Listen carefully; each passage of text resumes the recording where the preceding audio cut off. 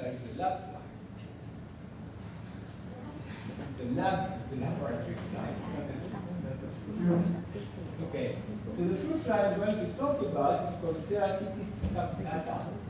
It's called Mediterranean fruit fly, or medfly in short. As you see it here, it's a very beautiful insect. But it makes a lot of damage because the female will oviposit, so deposits her eggs in fruits, in maybe 200 or 300 kinds of fruits. Thì cái con này là con bụi giấm cái con này thì con này rất có hại cho nông nghiệp, tại vì cái con cái thì nó sẽ đẻ trứng lên trên cái trái cây và nó sẽ đẻ trên từ 200 tới 300 loại trái cây khác nhau. And this is a very, very serious pest. It's a quarantine pest. So, for instance, if you export a whole shipment of fruits, and there are few fruits which are infested with the fruit fly, the whole shipment will be returned or destroyed. Dạ, cái con này là cực kỳ có hại. Thì trong trường hợp mà mình xuất khẩu một cái kiện hàng trái cây mà bên trong đó chỉ cần có một vài trái mà có cái trứng của con này thôi là cả cái kiện hàng nó sẽ bị trả về. So when there's high infestation rates, 100% of the crops can be destroyed. Nhưng mà nếu mà nói trong cái con này nó cái mức độ có hại nó có cái tỷ lệ con này nhiều quá thì cả 100% cái vụ mùa nó sẽ bị phát hiện. The figure I have is about 15 years ago, it cost about $1 billion of direct damage, not counting pesticides and management. So today it's probably much more. Thì cái sự phát hiện của nó là phát hiện mất tổn hao $1 triệu do hai năm ngoái. Okay, so it's a big pest, and it didn't work, it won't work. And about 15 years ago, I was very interested by looking at insect symbionts, reading the literature, reading about different systems, and I thought, wow, that's very interesting. Maybe I would start to look for a system which I could, start to do research. So I met a colleague of mine who's a specialist of fruit flies, he's an entomologist, and we decided to work on the symbionts of the fruit fly. Thì sau khi đọc những cái bài báo tham khảo thì thấy rất là thích thú về cái con này, nên thầy với đồng nghiệp của thầy là một người về chuyên làm về giải phẫu, thì hai người kết hợp với nhau và làm cho khoa học của cái con này giống này. So the first thing that you would do if you want to know, the symbionts, bacterial symbionts, you have to look for what type of bacteria you have in your sample, in your insect. So since we really didn't know where to start, we thought, well, let's start where there are the most bacteria probably, which is in the gut. And we know already from the literature that gut bacteria can have an important influence on insect life. So we decided to look for the bacteria in the gut of the insect. Thì để mà biết con của nào cộng sinh trong cái con người giấm thì còn phải biết là cái con nào trong con người nó thì bắt đầu với những cái con mà phổ biến thường thì thấy trong ruột của con. Yeah. So we use two approaches. One, first, of course, you need to take the gut out of the insect. So you have to sterilely take the gut.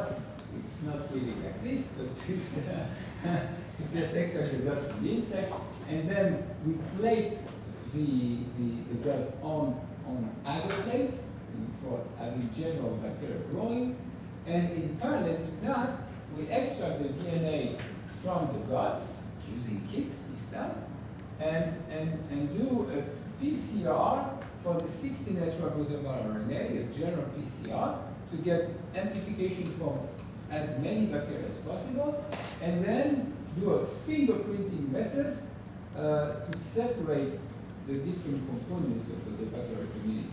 Thì thầy làm song hai cái, một là thầy lấy cái ruột của con bụi giấm ra, thầy trải lên cái đĩa dinh dưỡng trong môi trường chung cho nhiều loại vi khuẩn sắp phát triển.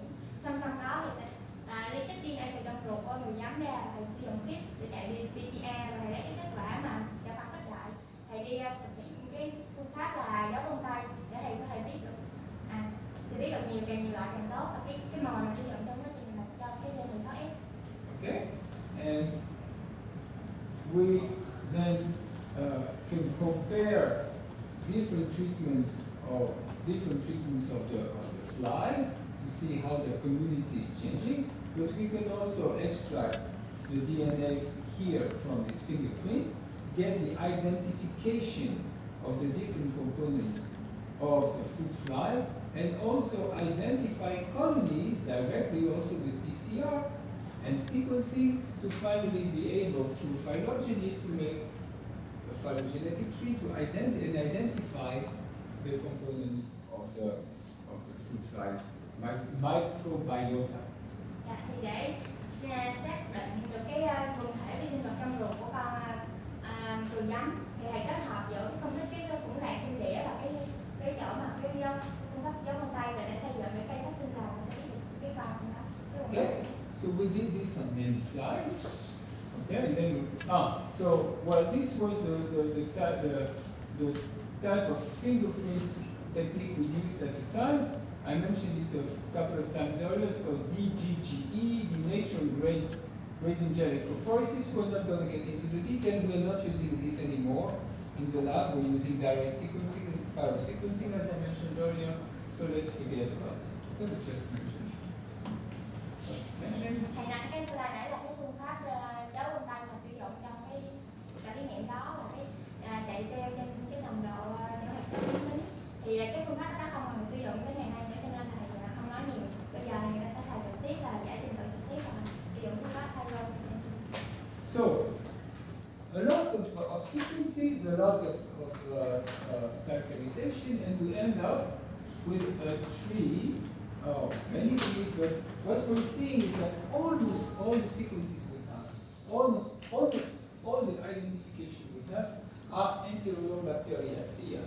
And if you see here, they have different names like Enterobacter, Klebsiella, Citrobacter, Mantoea, Pectobacterium, many different types of Providencia, many different types of Enterobacteriaceae, but almost only Enterobacteriaceae. Thì sau khi thực hiện nhiều thí nghiệm về giải trình tự nhiều cái thì thầy có cái kết quả như thế này và hầu hết những cái kết quả định danh nó đều là của con nhóm vi khuẩn đường ruột Enterobacter và nó có nhiều lòng trên nó. Okay, you can also find out if you remember a bit that we talked about trees and splitting of trees, that the groupings here are very bizarre because if it would be phylogeny, you would have here Citrobacter. You wouldn't have here you see here common ancestor, you have here Klebsiella and Citrobacter, and you have here Citrobacter. This should have been here, and this should have been somewhere else. Now, if we have now many, and you have here Enterobacter here and Enterobacter here, this and this should have been together, but it's mixed, and it's Enterobacteriaceae, like E. coli. So it's the gene, the characteristics are very mixed. So it's not it's all we know it's Enterobacteriaceae, but the naming here doesn't really mean a lot. If we use OTU, it may be more, precise, but the naming doesn't mean a lot. We know it's Enterobacteriaceae. Dạ, thì cái tên nó không quan trọng, tại vì nếu mình nhìn theo cái tên đó thì nếu vậy đây chỗ này có Citrobacter, đây có Citrobacter, đây nó phải nằm ở đây chứ không phải ở đây. Mà ở trên đây có con Entero, đây có Entero, đây hai con sẽ nằm cùng một nhóm. Thì nói là nếu mình dựa vào cái tên để mình nhận xét thì mình không chính xác mà mình sử dụng cái nhóm cái đơn vị phân loại là OTG thì sẽ chính xác hơn. Cho nên trường hợp này nó nằm trong tôn thì ra cái tên thì nó không có gì đó. Mình chỉ biết nó là tất cả So lately, okay, and this also okay. So lately, as mentioned, we don't do any more DGE. We do pyrosequencing, and we have been doing some pyrosequencing on the fly, and using some samples. What we have many sequences. You see, 46,000 sequences, and analyzing the sequences of these medflies, we see that they are, I'm going to just show you this one. So this is part of the tree of the 46,000 sequences. And if the previous one was a mix, this one is a total mess. So everything is mixed with all. It's all Enterobacteriaceae, But it's not that you have one species and another species and a third species. All the species are mixed. It's again because the definition of Enterobacteria C does not, or the species name, does not correspond to phylogeny. Thì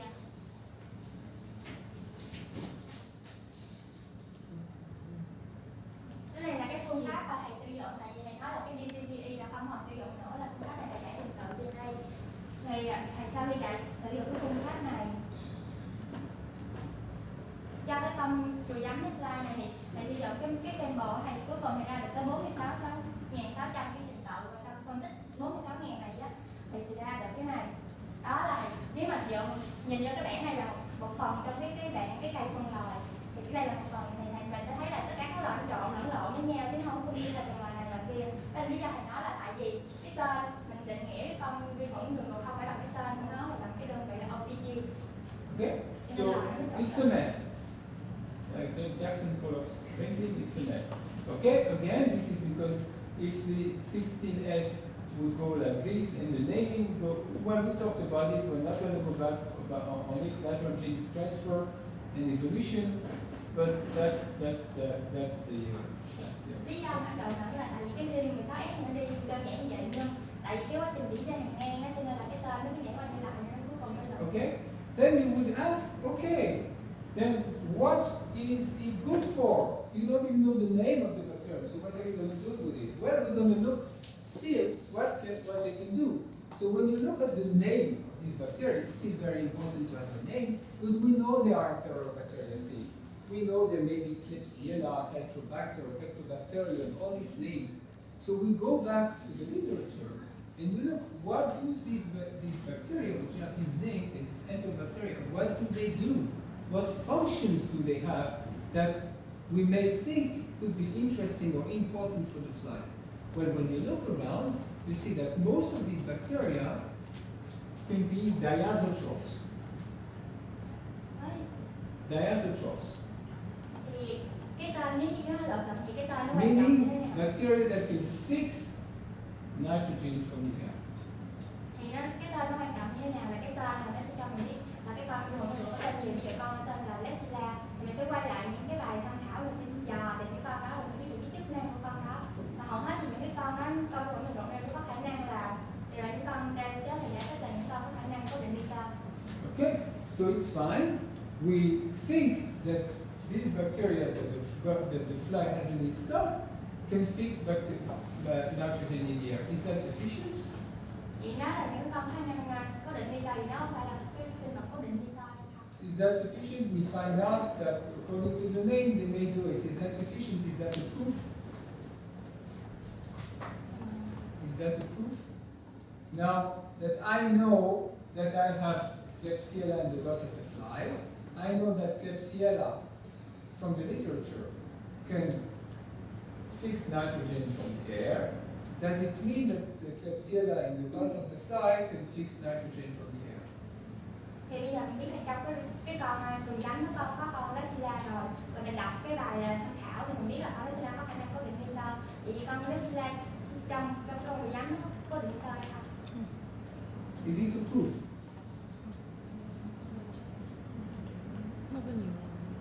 Have I proven that nitrogen fixation occurs in the gut of the fruit fly? Thì làm cách nào mình chứng minh là có quá trình cố định đi tên trong cái ruột của con đùi rắn?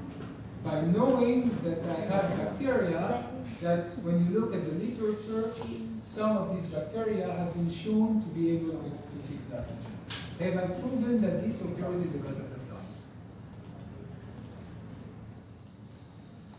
Can you translate so the point is clear?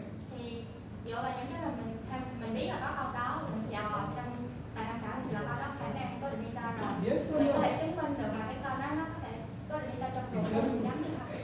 Okay, tomorrow I ask you, that's your master's project, okay, or your PhD.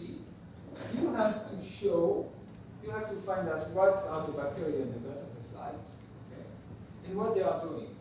And you come back to me and say, Professor, I have found out that the bacteria in the gut of the flies are this and this and this, I also have found out, I looked at PubMed, and I looked for Klebsiella, and I looked for Citrobacter, and I looked for Enterobacter, and it's written that these bacteria have the NIF nitrogenase genes, so they can fix nitrogen in the fly. So I think that, so these bacteria fix nitrogen in the fly.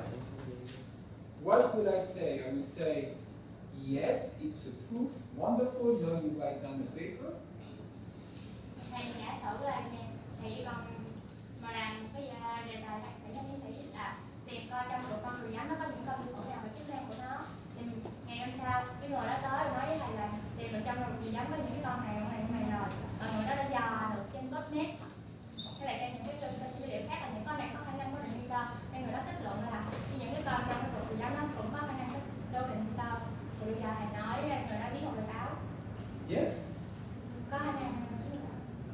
No, why not? Hmm?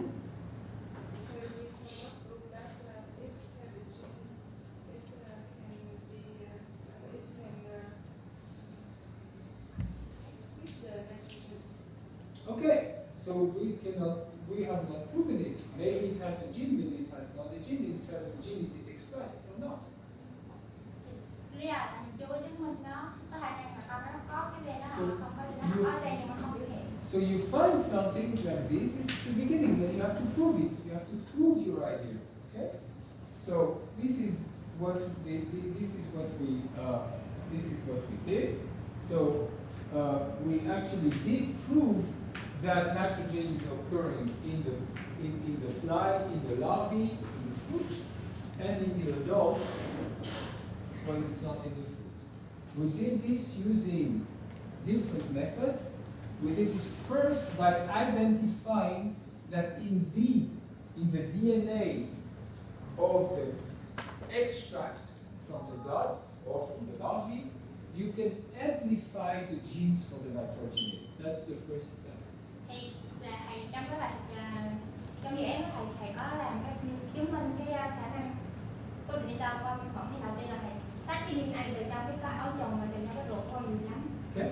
The second step was to extract from the guts, from the bacterial community in the gut, was to extract the messenger RNA, so the expression of the gene. Thì cái mà thầy tách từ trong cái ruột của con người lắm đó là cái RNA thông tin. And to perform a PCR on the messenger RNA to see that indeed the gene is expressed in the larvae or in the adult. Thì sau đó thầy sẽ sử dụng PCR để thầy biết tất cả những cái gen mà có khả năng biểu hiện trong cái con ống trùng và con trong ruột. And the last thing that really proves that nitrogen fixation is occurring, we did use a biochemical assay in which you put the flies in a jar and you put not nitrogen, because nitrogen is not, but you use a gas that is reduced by the nitrogenase into some other compound, so you can detect the activity of the nitrogenase protein of the nitrogenase itself. You can find out that there is nitrogenase working in the gut of the flies by taking flies and doing a biochemical assay of the reduction of another gas. Okay, so you take the flies, finally do some biochemical assay. You put here a certain gas, okay, let's say call it gas, and this gas is reduced, just like N2 is reduced, this is a reduction to Na3, this gas is reduced, okay, by nitrogenase. So if you find out that you have the reduced form of the gas in the presence of the flies, it means you have nitrogenase working. Dạ. Thì bên song song đó thầy cũng có sử dụng những cái xét nghiệm về sinh hóa để biết cái khả năng cố định nitơ của khuẩn là thầy sẽ cho vào những cái khí là NA và vào trong một cái mẫu mà có ông người giám trong đó, và thầy sẽ tìm coi trong đó nó có dạng thử của NA không. Nếu như có thì có nghĩa là cái enzyme của con người của con vi khuẩn nó hoạt động trong đó. Okay, this constitutes a proof. The gene, the expression of the gene and the biochemical and the detection of the function which is actually working. This is constitute a full proof of nitrogen fixation. Thì ba có kết hợp lại và phân tích về gen, về biểu hiện gen và về cái hoạt động của enzyme thì là chứng minh được là cái nitro trong cái bổn hai có được nitro. Okay.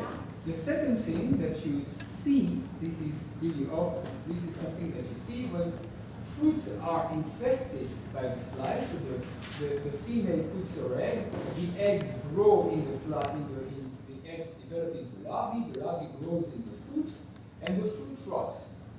Thì đây là cái hiện tượng mà nhìn thấy khi mà cái trái cây nó bị nhiễm bởi con ruồi giấm nó sinh ra trứng này trong cái trái cây và nó nở ra ấu trùng mình làm cho cái trái cây nó bị hư.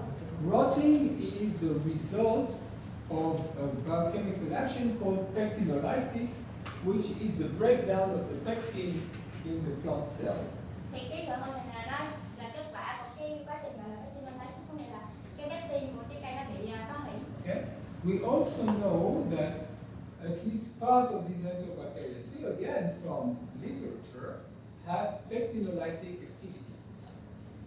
Thì mình biết là có những cái con vi khuẩn đó, trong đó mình giờ trong cái đà văn khả mình biết là nó có khả năng phân hủy pectin. So we made a medium, a special medium, which is composed of pectin as a carbon source, and the bacteria that can grow on the medium are the ones that can degrade pectin. And we extract not the DNA, but the whole bacterial community from the gut of the flies, and put it on the plates, and then we see whether there are bacteria that grow that can break down pectin and how many of them. Thì đây là cái dạng môi trường đặc biệt là nó có pectin trong đó là chỉ có những con có khả năng mà không phải pectin mới sống được. Thì nó không phải là DNA của một con nó là tất cả các vi khuẩn trong cái ruột của con ruồi giấm và cài giấy lên cái đĩa để biết coi là có những con nào trong cái ruột này có hay không. And when we do this, we find out that there are more pectinolytic bacteria in the gut of the larvae than in the gut of the adult, and it makes sense because the larval stage is the stage when these bacteria are most needed to break down the food. We also prove by using steroid inoculation that the rotting of the fruit really comes from the larvae, from the eggs that were deposited by the female and that go into larvae, that bacteria degrades the pectin. Thì sau khi làm như vậy thì tìm thấy là cái số lượng vi khuẩn có khả năng phân giải pectin trong ấu trùng nhiều hơn so với cái con ruồi trưởng thành. Thì lý do là do cái con ấu trùng này nó sống trên trái cây nên nó cần phải có nhiều vi khuẩn để nó phân hủy cái pectin của trái cây nó lấy thức ăn. Thì như vậy mình phải chứng minh được là cái sự hư của trái cây là do cái con ruồi này trứng và trứng thành ấu trùng làm hư trái cây. Okay, this is nice, very nice, but then we also want to know whether these bacteria are important for the fly. The fact that we find out that they fix nitrogen, by the way, I didn't mention that they fix nitrogen in the fruit, and in the fruit you have a lot of sugars, but you don't have a lot of protein. And in order to grow the larvae, they need protein. So we calculated that they get really a nice and appropriate part of nitrogen from the nitrogen fixation from their bacterial guts, their gut bacteria. Thì cái con ruồi giấm nó sống trong trái cây mà trái cây nó có nhiều đường nhưng mà nó ít protein thì cái nhờ cái con vi khuẩn trong ruột của con ruồi giấm thì nó cố định nitơ là nó cung cấp nitơ cho con ruồi giấm. Okay, but is it really important for the fly? How do we know if the bacteria are important for the fly? If we take the flies and we treat them with antibiotics, by treating the flies with the antibiotics, we kill the bacteria in their guts. And if the bacteria in the guts are important, then the performance of the fly, the life of the fly should change. What are very important things in the life of the fly? What is the purpose in life of the fly? What does the fly want to do with its life? Like the microbe yesterday? Cái quá trình đó nó thật sự là quan trọng đối với con ruồi giấm hay không, để biết vậy thầy lấy một con ruồi giấm này cho nó xử lý kháng sinh cho nó để giết hết tất cả vi khuẩn trong cái ruột của nó. Như vậy thì khi mà con chết rồi thì cái cuộc sống của con ruồi giấm nó thay đổi. Mà thầy hỏi là thì giống như những con vi sinh vật thì con ruồi giấm trong cuộc đời đó là nó muốn Okay? So what is the purpose of one generation of flies? What's the next step? They want to create their new generation. they want to create, they want to reproduce, right? So when you're looking at the importance of something in biology, one of the main parameters you're looking for is called, it's not written here, is called fitness. The fitness effect. So how much it affects the reproduction or the reproductive potential of the organism. So this is what we look for. We look for, do the bacteria in the gut affect the fitness of the fly? Thì khi mà mình nhìn xem xét một cái hiện tượng hay một cái gì đó trong vệ sinh học thì cái vấn đề đầu tiên mình xem xét đó là về cái khả năng, cái thông số chính đó là chính là cái khả năng mà di truyền là giống. Thì như vậy mình sẽ tìm coi cái sự có mặt của con vi khuẩn trong ruột của con ruồi giấm nó ảnh hưởng đến cái khả năng đó. Okay. So there are many ways to look at fitness. There are many parameters, but here we looked for two parameters. Looking at females, we looked at the way, how many eggs and when the eggs are oviposited, and for the males, you know how convincing they are to make with the females. So how many females can males get? So these were the fitness parameters we were looking at. Thì hai cái thông số mà về cái fitness này là thông số đầu tiên đó là cho về con ruồi cái thì nó có bao nhiêu trứng và có bao nhiêu một con ruồi cái thì có khả năng giao phối với bạn. How many females? How many females the males could get? Or how many matings? Dạ, thì có bao nhiêu con ruồi cái nó sẽ giao phối lên. And the females, the oviposition, so the egg production. Thì về việc Okay. là cái khả năng. So we saw that in the females, without their bacteria, the rate of oviposition was very changed. So they oviposited their eggs differently. This probably has some importance in real life in the fruit. And in the males without the bacteria, they obtained less matings than the males with the bacteria. So it seems that there is an effect on that. It is these fitness parameters and then the others that we haven't checked. Thì đối với con ruồi cái trong một nó mà không có vi khuẩn á, thì cái tỷ lệ đẻ trứng nó giảm. Và đó những con ruồi có trong một nó không có vi khuẩn thì cái tỷ lệ giao phối cũng giảm. Okay, so